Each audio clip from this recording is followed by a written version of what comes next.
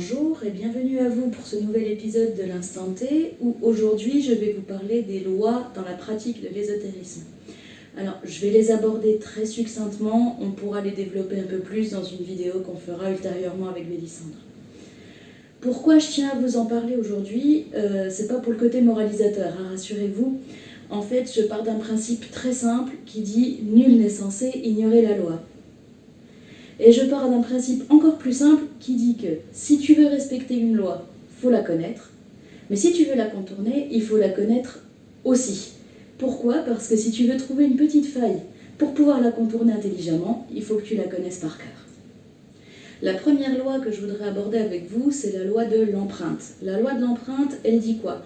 Elle dit qu'en fait, chaque acte qu'on fait laisse une trace sur le lieu où on le fait. Magique ou non, soit dit en passant. L'exemple que je peux vous donner, le Struthof. Je suis allée visiter ce camp de concentration donc sur le sol français quand j'étais au lycée. Et franchement, si vous voulez ressentir une empreinte, je crois qu'il n'y a rien de plus violent et de plus intense que ces lieux-là. En fait, outre les âmes qui sont coincées là-bas, on sent vraiment le côté oppressant et le côté malaisant des atrocités qui ont été commises là-bas. Alors rassurez-vous, tous les actes qu'on fait n'ont pas une empreinte aussi trash, si vous voulez, que le Struthof, nous sommes d'accord. Par contre, ça met en perspective les choses et ça vous laisse entendre que, avant de faire un rituel quel qu'il soit, peut-être vérifier le lieu où vous le faites, parce que ce serait peut-être dommage de pourrir les lieux avec des énergies qui ne sont pas appropriées. Voilà. Vous pouvez aussi choisir un lieu où vous allez pouvoir nettoyer correctement en partant. C'est-à-dire que si c'est un appartement, laissez peut-être une place où c'est une pièce aérée, où on va pouvoir repurifier correctement, etc.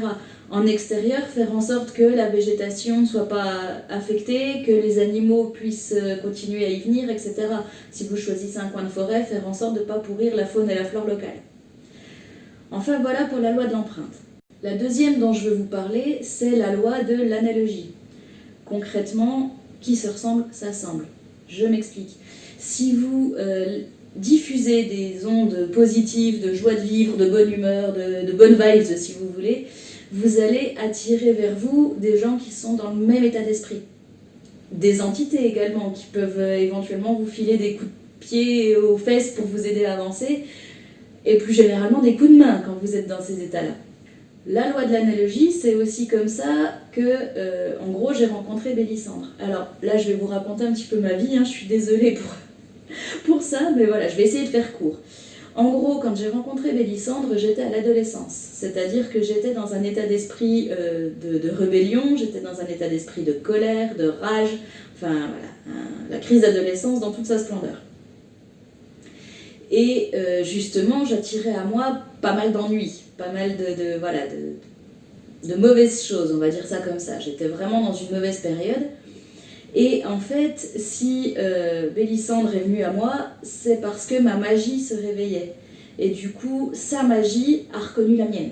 Donc on s'est retrouvés comme ça à faire connaissance. Mais faites attention, voilà, c'est ce que je vous disais, à l'adolescence, je n'étais pas dans de bonnes dispositions, j'ai eu pas mal d'ennuis. J'ai attiré pas mal d'ennuis à cause de ça, parce que j'attirais que du néfaste, que du dangereux, à peu de choses près. La troisième, et pas des moindres, la loi du triple retour. Alors c'est peut-être celle qu'on connaît le mieux, dans le sens où la première qui vient en tête des gens en général, quand on leur parle des lois en magie, c'est la loi du triple retour. Elle dit quoi ? Elle dit concrètement que ce que tu fais, en bien ou en mal, te reviendra soit à 3 reprises, dans les gencives, soit en puissance 3. Voilà. Ça, c'est au choix des entités et de la volonté cosmique.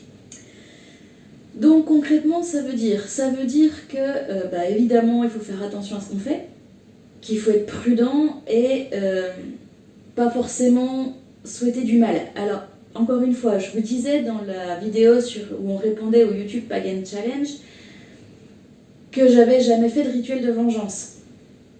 À l'heure actuelle, c'est vrai, je n'en fais plus. C'est quelque chose que j'ai banni de ma magie depuis bien des années. Mais comme je vous le disais, j'ai commencé la sorcellerie à l'adolescence. Et à l'adolescence, comme je vous le disais également, j'étais dans de mauvaises dispositions.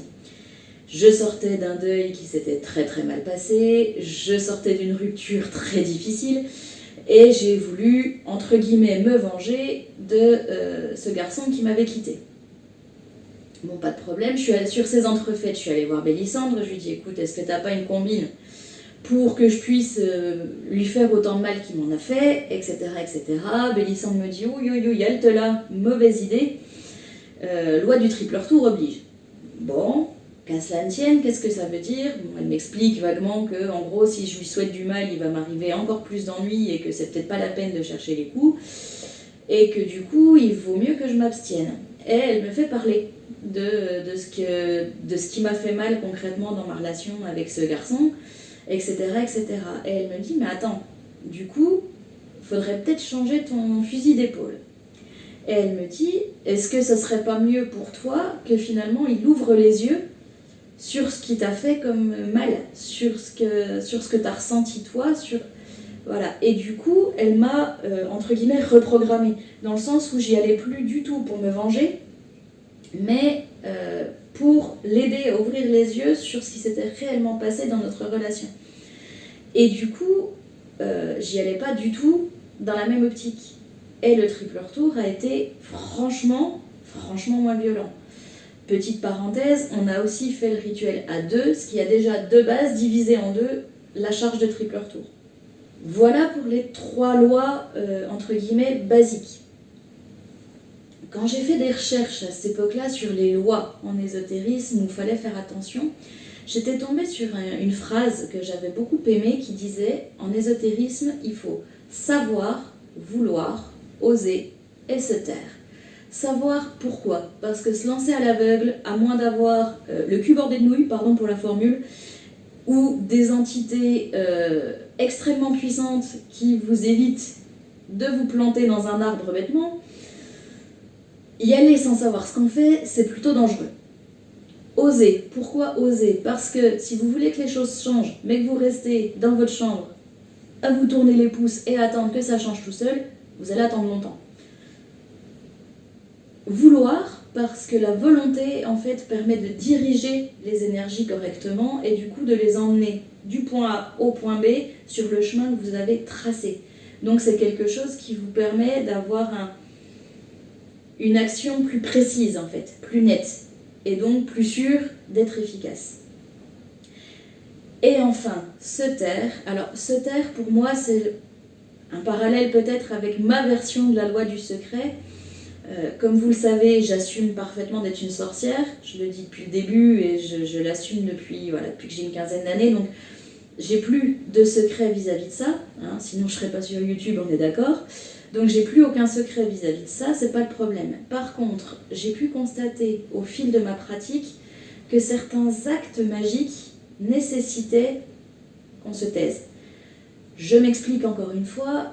En fait, l'idée, c'est que si vous agissez sur quelqu'un ou pour aider quelqu'un, si vous lui dites exactement comment, pourquoi vous allez agir, vous risquez de fausser la donne et d'empêcher les choses de se faire. Donc l'idée, c'est vraiment, voilà, je me rappelle un jour comme ça, Bélissandre avait voulu m'aider, bon pareil, j'étais au fond du trou à cette période-là, elle a voulu m'aider en agissant donc pour mon bien, ça j'en ai jamais eu le moindre doute. Mais du coup, elle m'avait dit, je ferai un truc. Voilà, je ferai un truc. Elle n'avait pas été plus précise que ça. Et un jour, j'étais revenue la voir en lui disant, ah, tu sais pas ce qui s'est passé, il m'est arrivé ça, machin. Et là, elle me regarde, elle me fait un petit sourire, et elle me dit, ah, ça a marché. Comment ça a marché? De quoi tu me parles? Ben en fait, j'ai fait un petit truc pour toi, j'ai fait un petit rituel comme ça, sur un coin de table, j'ai organisé un petit truc. J'ai jeté un petit sort à ma sauce pour justement qu'il t'arrive ce genre de truc parce que tu en avais besoin. Et quand je lui ai demandé pourquoi elle m'en avait pas parlé, elle m'a juste répondu, si je t'en avais parlé, ça n'aurait pas marché. Voilà.